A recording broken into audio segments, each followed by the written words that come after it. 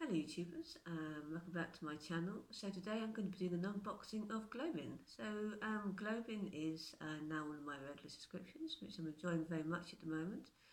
It's a subscription box from the States, and it's $35 a month if you order it and you live in the United States. Obviously you pay international shipping fees if you're not, so I live in Germany, so I pay quite a lot of shipping fees, but it's a really nice box and I think it's worth the money. There are two things. So number one, you can either choose what box you want online, or you can elect to have the surprise box, I think, as well. So I've chosen the box that I'm going to show you now. I've been looking forward to receiving it. One of the things about these boxes is that it's kind of like it's like a sort of fair trade, ethical type products, usually from developing countries, where you get small groups of people making some really nice handmade or quite unique items, and that's one of the reasons I really like it. Well, number one, I get to have items that you wouldn't see in a supermarket or hardware store, and number two, these people in developing countries are supported and are able to make a living for themselves. So that's why I really like it. So as I say, I chose this month's box, and this month's box is bake. So I'm just going to go through each in turn and explain a little bit about each item. I have looked already. I've opened the box. It's a really nice box. Just to show you the actual booklet itself.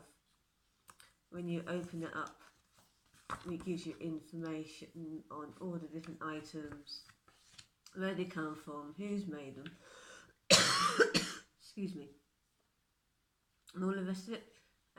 But so yeah, let's have a look. So there's bits of cardboard and stuff there. It was very well wrapped. So first, I'm just going to show you the stuff as it comes out.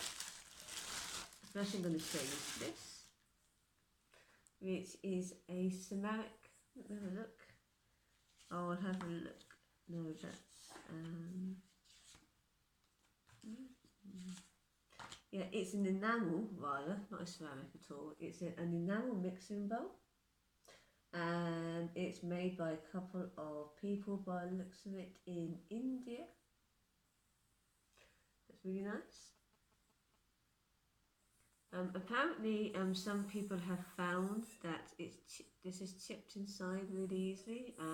Mine hasn't as such yet, but I should keep an eye on it. But nonetheless, it's a really nice bowl. If you don't want to use it as a mixing bowl, you can use it as a fruit bowl, or I'm sure there are lots of other uses for these bowls, obviously. But yeah, I really like that, and I look forward to using it.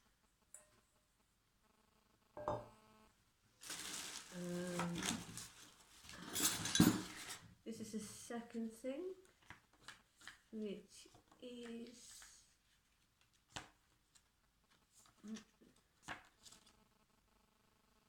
here you go. This is really cute, and I love the patterning on here. This is a ceramic measuring cup from Tunisia. It's 1 cup, so that's 1 American measure. I use it. I don't know about you guys, but I find that in most recipe books they give a variety of different measurements according to like which country you're in. So that's really cool. I really like that. I love the patterning on here. I imagine this is hand painted. Let's have a look. It doesn't say, but it's made by a lady called Mona. Apparently she's considered one of the pillars of the studio where she works, where this is being made. For a hard-working attitude, very dedicated as an artisan, and shows leadership skills and interest to promote the company's development even outside her role. So there you go. It's Really nice, and this has been made by the lady herself. And I love the padding on here. Really cool.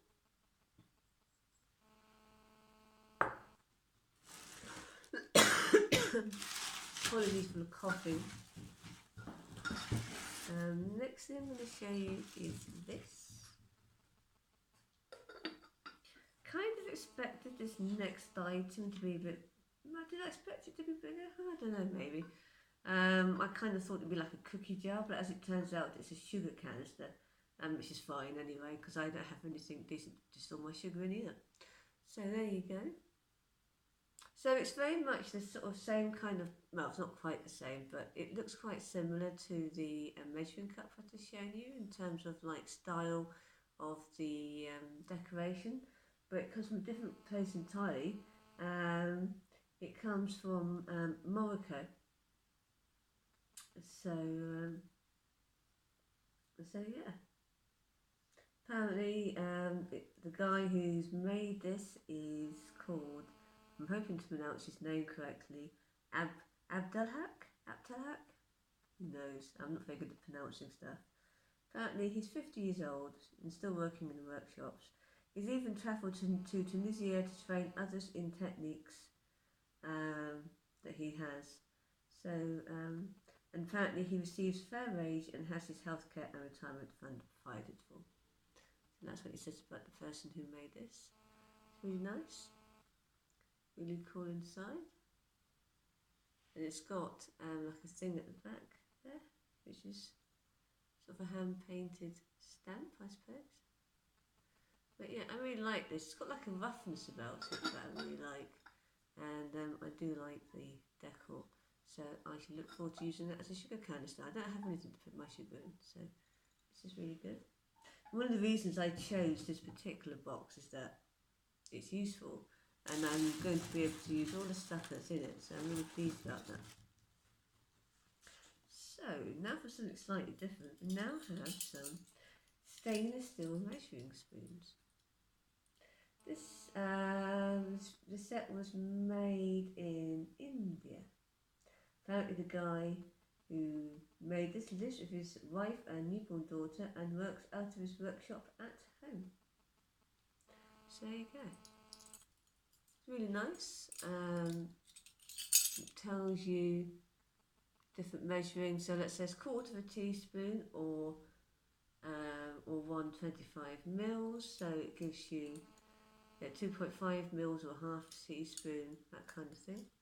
I do actually have a really nice set of measuring spoons already, so I might actually give these away because the ones I've got are actually nicer than these. But all the same, they're pretty cool, aren't they? Really like them.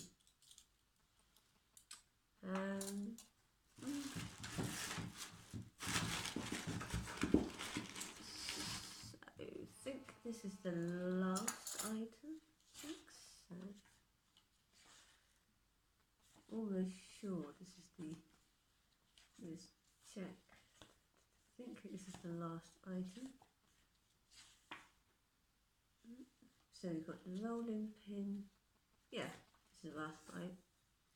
Rolling pin, French rolling pin, and this is from Tunisia again. It's just a really simple, solid wood. I think the wood is olive wood, if I remember correctly. Guy who makes these has a workshop with 20 employees in it and is looking to employ more direct craftspeople as international orders grow. Olive wood carving has been a popular artisan tradition in Tunisia for centuries, and the guy is happy to introduce his ancient craft to citizens around the world. Yeah, I think this is made from olive wood. I really like it. It's just nice, solid French pin. So that's it. There was also, I don't know if I got the, yeah I do. There's a little snack, there's a little extra. They had like a sort of a chocolate bar thing, which I tried. I will say I find it absolutely revolting. It was kind of like, yeah, it was a bit weird. I didn't like it at all, but that's just like personal taste, and I thought it was, it's a nice little extra anyway, regardless of whether I liked it or not. So that's GlobeIn for me for last month. So I got this um, back end of October. Just haven't had time to film it until now.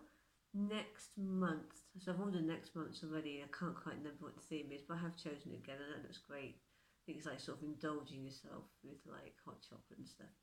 Anyway, thank you very much for watching. I am awaiting a box that's been delayed, which is one for cats, like my perfect gift box. It should have been here by now, but there's been some issues with delivery. So once that turns up, hopefully next week or so, I shall do that one. Thank you very much for watching again, and let me know if you take up the subscription, what you think of it, do you like it? I'd be really interested in hearing your comments below. And have a fun rest of your day, and I'll be back soon with yet another unboxing video. Bye.